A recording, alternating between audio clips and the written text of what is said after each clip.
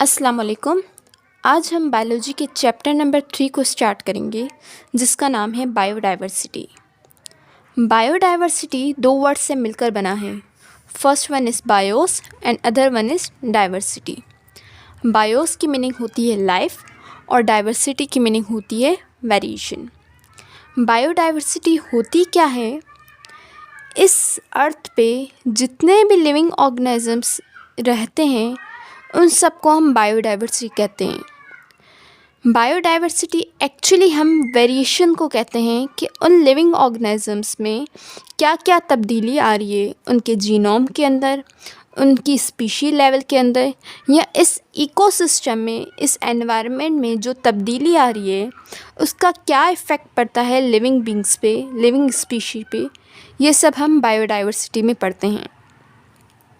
Biodiversity हमारे लिए क्यों इम्पोर्टेंट है? बायोडाइवर्सिटी से हमें काफ़ी सारे बेनिफिशियल प्रोडक्ट्स मिलते हैं, जैसे timber, oil, dyes, rubber, water, paper, food और फाइबर ETC। ये सारे प्रोडक्ट्स हमें लिविंग बींग से मिलते हैं। इनमें से हमारे पास प्लांट्स आ जाते हैं, एनिमल्स आ जाते हैं, बैक्टीरिया, फंजाई। सेकंड, हमारे पास क्या इम्पोर्टेंट आ जाती है कि बायोडाइवर्सिटी से हमारी इकोसिस्टम में रिसाइकलिंग होती है। मीन्स हमारे इकोसिस्टम नॉर्मल रहता है। कैसे नॉर्मल रहता है? हमारे बायोडाइवर्सिटी में बैक्टीरियाज पाए जाते हैं जो डिकम्पोजर्स के तौर पर वर्क करते हैं। डिकम्पोजर्स का क्या काम होता है कि जब कोई ऑर्गेनिज्म, जैसे कि इंसान, अगर वो मर जाता है तो हम उसको ज़मीन में दफना देते हैं। जब वो ज़मीन में दफन हो जाता है तो बैक्टीरिया का क्या फंक्शन होता है कि उसका जो मैटर है, डेड मैटर, वो सारा उसको खा लेते हैं। इस तरह से हमारे जो इकोसिस्टम है वो स्टेबलाइज रहता है। मीन्स उसमें कोई गंदगी नहीं आती, या जैसे कि हमारे फॉरेस्ट ख़राब हो जाता है। थर्ड इम्पोर्टेंस है हमारे पास reduce pollution of by forest.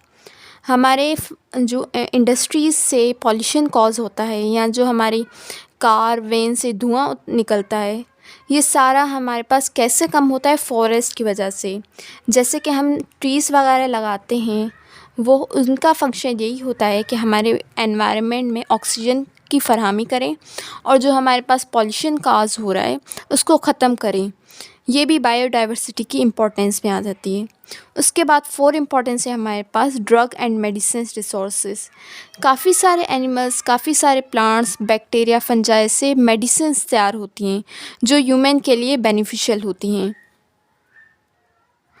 अगर हम टोटल पॉपुलेशन लें स्पीशीज़ की तो अब तक 1.5 मिलियन स्पीशीज़ डिस्कवर हो चुकी हैं। बायोलॉजिकल क्लासिफिकेशन किसे कहते हैं? जो हमारे पास लिविंग ऑर्गेनिजम्स डिस्कवर होते हैं उनको एक प्रॉपर नाम देना, उस स्पीशी को नाम देने को हम बायोलॉजिकल क्लासिफिकेशन कहते हैं।